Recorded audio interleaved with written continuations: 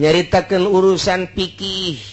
jangan beberes zohir urang timimiti cai kemudian wuduna kemudian salat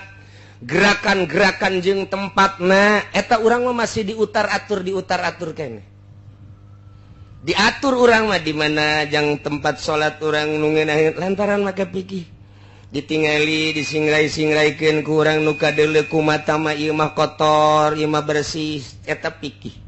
ketika urang geus make ilmu thariqah lain deui babauan teh ya lain urusan babauan geus babauan secara batin kaambe ku urang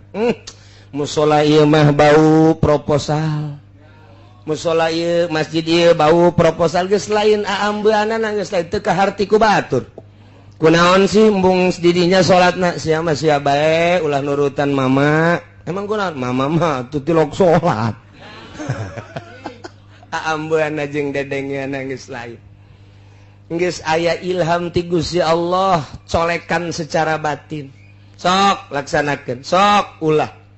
geus mulai didinya teh dahar ge dahar ketika nyana endek nginum seakan-akan cai ngomong ulah diinum ieu teh lantaran ieu hasil menang teu beres cai teu jadi begitu urang rek dahar aya eta mah hese lain bahasa ngomong lain naon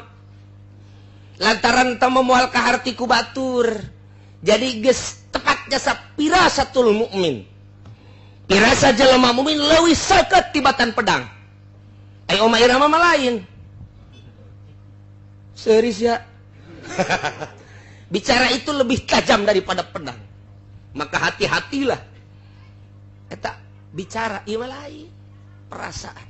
mentek sing hade manghareupan jelema mukmin anu geus tajam pirasatna lain deui